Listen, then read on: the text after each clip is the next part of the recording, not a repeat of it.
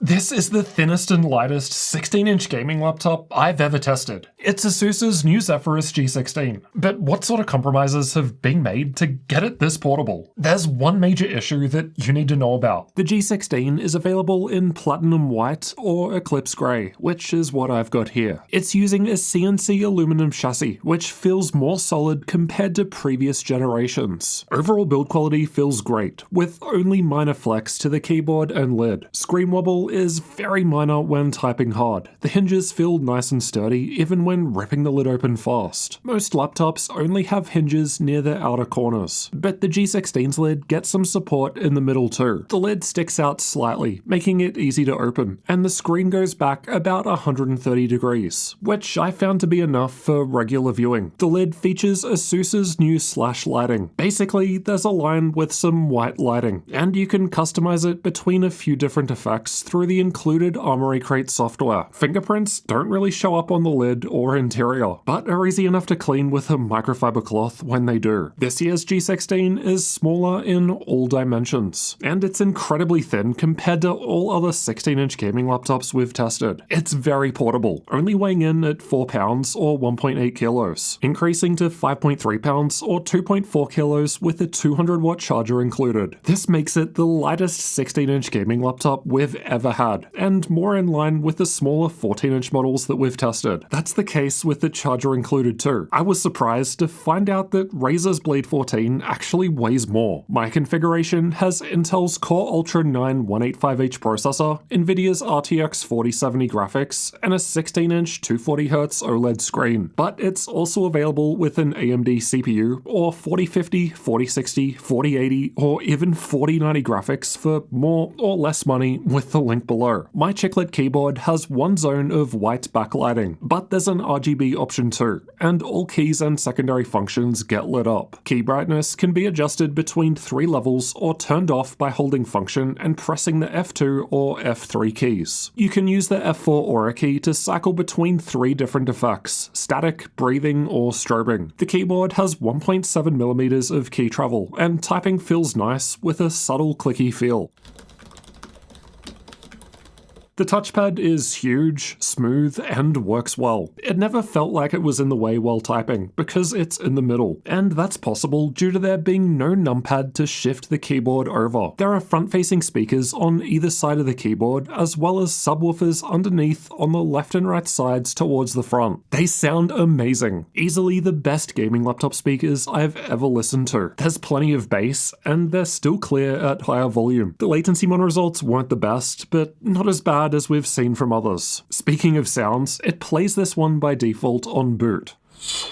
Fortunately, you can disable it through Armoury Crate or the BIOS. As for ports, the left side has the power input at the back, an HDMI 2.1 output, a Thunderbolt 4 Type-C port, a USB 3.2 Gen 2 Type-A port, and a 3.5mm audio combo jack. The right side has a full-sized UHS-2 SD card slot and USB 3.2 Gen 2 Type-A and Type-C ports. There aren't any ports on the back, and the power input seems to use a proprietary rectangle connector rather than a standard barrel plug. Unfortunately, there's no Ethernet port like last year's 2023 version because they made it thinner this year. But at least we're getting a full-sized SD card slot this year, because last year's version had a micro SD card slot despite having more space. Both Type-C ports can be used to charge the laptop with up to 100 watts. And it's nice that you've got the option of choosing which side you want to charge from. They both have DisplayPort support for connecting monitors, but the one on the left has the newer DisplayPort 2.1, which I think is the first time I've ever seen that in a gaming laptop. The one on the right is the standard 1.4. Anyway, with Optimus on, the Thunderbolt 4 port on the left connects to the Intel integrated graphics. You have to use the muck switch to turn Optimus off, then reboot to get this to connect to the Nvidia discrete graphics. Unfortunately, you can't use Advanced Optimus to change that behavior, but the Type-C port on the right, as well as the HDMI port, always connect directly to the Nvidia graphics, whether Optimus is on or off. And we confirmed HDMI could run our LG B9 TV at 4K 120Hz 12-bit with G-Sync. Getting inside requires taking out 11 TR6 screws of 3 different sizes, so keep track of them. For some reason, the 2 towards the middle at the back are covered by these rubber covers, but thankfully they're at least easy to remove. Getting inside was fairly easy with pry tools. I'll leave a link to these ones I use below. Inside, we've got the battery down the front, installed M.2 SSD on the right, a spare secondary M.2 storage slot on the left, and the Wi-Fi 6E card next to that. Wi-Fi speed was on the slower side compared to other laptops tested with the same Wi-Fi card. But at the end of the day, this is still faster than gigabit speeds, and is plenty for most people. The speeds from the installed 2TB PCIe Gen 4 M.2 drive are decent, but not at the higher end of what's available like some other laptops. Both M.2 slots can fit double-sided SSDs no problem. The SD card speeds were good, basically maxing out my V90 card on the reads. The card does not click in and sticks out a little, so be careful not to bump it. Unfortunately, memory is soldered to the motherboard this year and cannot be upgraded. Last year's model had one removable memory slot, but that's gone now in favor of the thinner design. It's available with 16 and 32 gig options, and although 16 gigs is still okay for most games, it's difficult to justify in expensive laptops that you'll want to use for years, so consider spending more for 32 gigs. On the plus side, soldered memory means faster LPDDR5X 7467. The upgradability score is on the lower side, mostly due to the soldered memory. I also took off half a point for the uncommon TR6 screw type, which just makes it unnecessarily harder for people with common tools to access. It's only a point higher than their smaller G14 because the G16 has a second M.2 storage slot. The G16 is powered by a 4-cell 90Wh battery. Panel power saver is enabled by default, which automatically lowers the screen's refresh rate to 60 Hz when you unplug the charger to save power. This is why the screen flashes black, and it goes back to 240 Hz when you plug back in. You can enable battery care mode through the ASUS software to limit the maximum charge level to 80%, which helps improve the longevity of the battery. Or you could also enable eco mode through Armoury Crate, which disables the NVIDIA graphics and may help improve battery life if you don't need the power-hungry NVIDIA GPU. Battery life was excellent for an Intel-based laptop, lasting for 8 hours and 48 minutes in our YouTube video playback test. This is 82% longer compared to Alienware's M16R2, which has the same CPU, GPU, and battery capacity. It's only really beaten by AMD or Apple laptops. A great result. Let's check out thermals next. The G16 with RTX 4050, 4060, or 4070 has 3 fans inside now, up from last year's 2. But one of those fans is where the single memory slot used to be. There are heat pipes shared between the CPU and GPU, with thermal grizzly liquid metal on the CPU and paste on the GPU. The higher tier RTX 4080 or 4090 versions only have 2 fans, but use a vapor chamber cooler instead. There are holes directly above the air intake fans, and air comes in through the keyboard too. Air only gets exhausted out of the back, and you can't even see the vents because they're actually on the bottom, with the rear rubber foot blocking hot air from coming straight back in. This new design means hot air doesn't blast the screen like before, and with no side exhaust this year, it also means no hot air blowing on your mouse hand. ASUS's Armoury Crate software allows us to change between different performance modes, which from lowest to highest are silent, performance, turbo, and manual. Both turbo and manual modes apply this overclock to the GPU, but only manual mode lets you customize it. Manual mode also lets you customize CPU and GPU power limits, temperature limits, and gives you some control over the fan curves for all 3 fans. Whenever we've tested manual mode, all power and temp sliders were maxed out with fans on 100% speed for best results. The internal temperatures were fine at idle. The rest of the results are from combined CPU and GPU stress tests, which aim to represent a worst-case full-load scenario. Closing the lid was a couple of degrees warmer as air goes through the keyboard, and the cooling pad I test with, linked below, was able to lower temperatures significantly. 9 degrees lower on the CPU and 7 degrees cooler on the GPU. You can get a similar temperature reduction by setting the fans to max speed instead. Touchpad. But as you'll hear soon, that's also louder. CPU clock speeds were exactly the same in performance, turbo, and manual modes. CPU performance was actually best in silent mode, because the GPU gets limited, so the CPU has more power to play with. Although the GPU wasn't thermal throttling, the 4070 ran 100 MHz higher with the cooling pad or max fans, so the extra air is definitely helping it perform better. The CPU seems to run at around 25 watts, while the GPU runs at around 95 watts. This is on the lower side for the processor, but don't forget that this is also the lightest 16-inch gaming laptop we've tested, so this is one of the compromises. Nvidia's control panel says that the 4070 can run up to 115 watts with dynamic boost, so although it's not technically a full-powered 4070 with a 140 watt limit, most of them don't run higher than what we're seeing here due to Nvidia's voltage limit anyway. In other words, with both the CPU and GPU loaded up at the same time, GPU performance is good, but CPU performance is not so good. But I think they made the right compromise considering the 2560 by 1600 screen. You just want more GPU power for that higher resolution in games, as that's going to affect performance more. And performance in games is still pretty decent. Turbo and manual modes gave us similar FPS in Cyberpunk 2077 at the native screen resolution. We're not far from 60 FPS with native rendering, as seen in the purple bars. But of course, you can take advantage of upscaling features like DLSS or FSR to further increase performance, as seen in the red bars. The CPU can use more power in a CPU-only workload like Cinebench, where the GPU is idle. Performance and manual modes were all over the place, with power limits dynamically changing over time and presumably based on temperature. But these are the results we got from long-term tests. CPU performance is basically the same as Alienware's M16R2, the only other 16-inch gaming laptop we've tested with Intel's Core Ultra 9 185H processor. We've also had it in HP's Omen Transcend 14, but that's a smaller 14-inch design, so less performance is to be expected. Anyway, the fact that multi-core performance is close to Dell's G16 with more CPU cores and threads either demonstrates that the thinnest Zephyrus G16 offers good CPU performance, or that Dell's G16 sucks in that regard. I'll let you decide which. Performance lowers if we unplug the charger and instead run off of battery power. Alienware's M16R2 with the same processor had the lead now, but not by much. And even the smaller Omen 14 was performing better now. The Zephyrus G16 is now ahead of bigger and heavier laptops with a more powerful processor, so it's not a terrible result. Most laptops I test are in the low 30°C range on the keyboard at idle. The G16 was a little warmer than this in the middle, but it only felt a little warm. It gets warmer with the stress test running, but the middle still isn't hot. It still felt fine in the higher performance mode. The back section feels hot, but you don't need to touch there. It's pretty similar in turbo mode, but the WASD area is cold as the fans bring air in through the keyboard. Manual mode with the fan set to maximum was a little cooler, but the fans sound worse. Let's have a listen.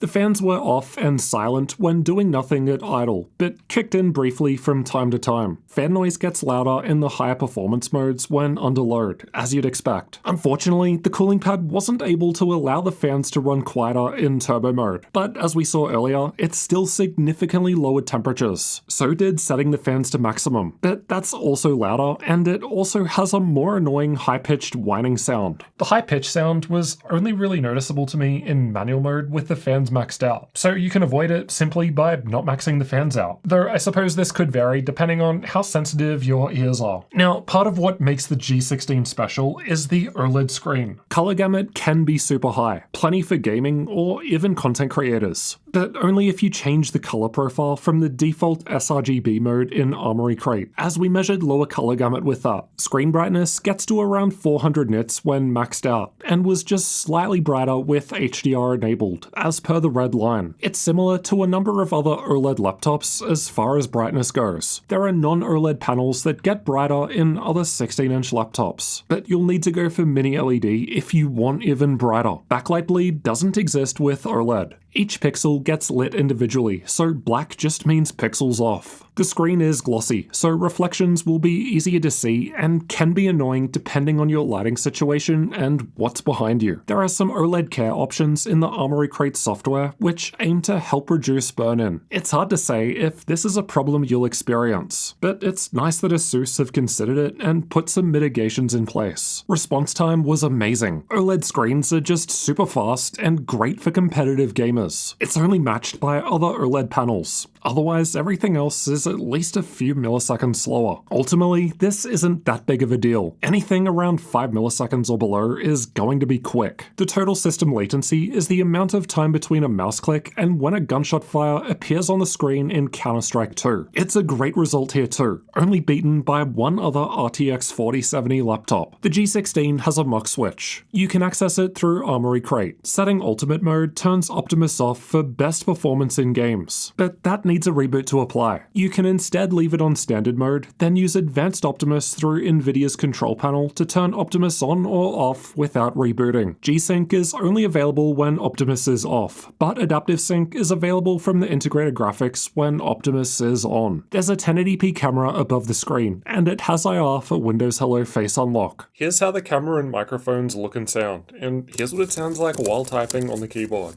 Alright, so how does the thinner design with lower power limits affect gaming? We've tested it with these settings in 3 games to find out. Cyberpunk 2077 was tested with our own custom test run, and I've got the G16 shown by the red highlight. It's not quite the lowest result from an RTX 4070 laptop at 1080p, but it's close. ASUS's even smaller Zephyrus G14 pretty much performs the same. This continues at the higher 1440p resolution, but just because the G16 as one of our lower 4070 results doesn't mean it's bad. It's almost averaging 60 FPS at high settings, so it's definitely playable. And don't forget, you could use upscaling features like FSR or DLSS to further increase frame rate. Red Dead Redemption 2 was tested with the game's benchmark, but things take a rough turn for the G16. At 1080p, it's the lowest result we've ever recorded from a 4070 laptop. Even lower tier 4060 laptops are ahead. I'd be suspicious of this result if it weren't for the fact that Alienware's M16R2 with the same CPU and GPU was so close by. This continues at the higher 1440p resolution too, where even the smaller G14 was 14% faster. Based on the fact that both of the laptops with Intel Core Ultra processors are so far behind the others, I can only assume that this game doesn't work too well with these Meteor Lake chips. But again, it's not as if this is unplayable performance or anything. It's just not as good as the other, sometimes cheaper 4070 laptops. The G16 was one of the lower 4070 results in Control at 1080p too, but at the end of the day, the best 4070 was only 12 FPS or 11% faster, which isn't really a major difference in practice. The G16 still maintains around 70 FPS at 1440p, despite being one of the lower 4070 results again. But again, the gap isn't really that big. Here are the 3D Mark results. Does anyone actually care about these, or are we wasting our time? Let me know. The G16's performance was mixed in content creator workloads. In most cases, it was ahead of other 4070 laptops though, so a little different compared to what we saw in the games. Combined with the OLED screen and SD card slot, the G16 should offer a nice experience for creators. There aren't a whole lot of things to customize in the BIOS, which is pretty standard for ASUS. Other brands like Lenovo, Dell, and especially MSI provide way more customization. Linux support was tested with an Ubuntu 24.04 live CD. By default, the keyboard, touchpad, camera, and Wi-Fi worked. The speakers sort of worked, but were barely audible. Keyboard shortcuts for adjusting volume work, but shortcuts for screen brightness, keyboard brightness, and keyboard lighting effect did not work. Pricing and availability will change over time, so check the link below the video for updates and current sales. And if the G16 does have a good sale, we'll be sure to add it to our gaminglaptop.deals website. We update that every day to include all of the latest sales. So make sure you check it out regularly to save money on your next gaming laptop with that link below.